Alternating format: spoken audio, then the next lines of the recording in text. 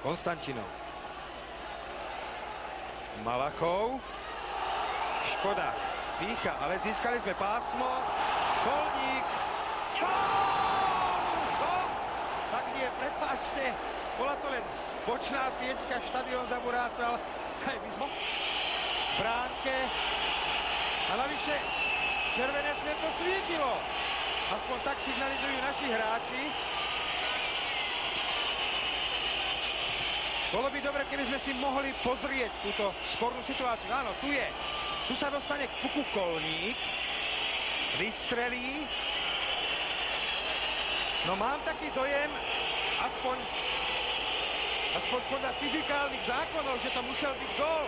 Predsa z toho uhla nemohol trafiť Kolník bočnú sieťku alebo vonkajšiu sieťku. To muselo ísť do brány.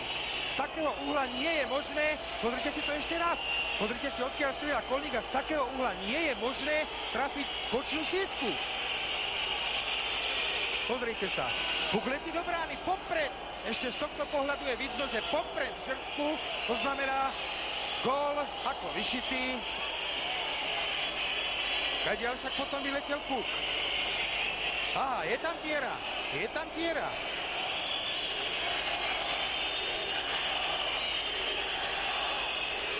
No, takže nakoniec sme mali vypravdu, keď sme sa vzrušili spolu s divákmi na Trenčianskom zimnom štadióne. Pravda, rozhodcovia nemajú možnosť takéhoto videozáznamu a znovu musím pripomenúť, čo som už povedal viackrát v priamých prenosoch. Skúsenosť z Kanady, kde je video, kde je miestnosť s videom, kde pri sporných situáciách... Pozrite sa ešte raz. Je to gól.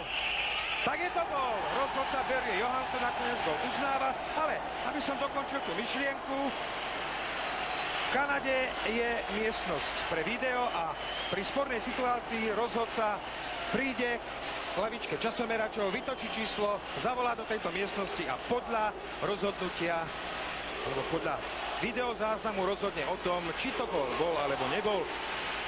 Myslím si, že takáto pomôcka by sa zišla aj na naše zimné štadióny. Pozrite sa ešte raz, je to celkom evidentné. Z takejto situácie naozaj nemohol trafiť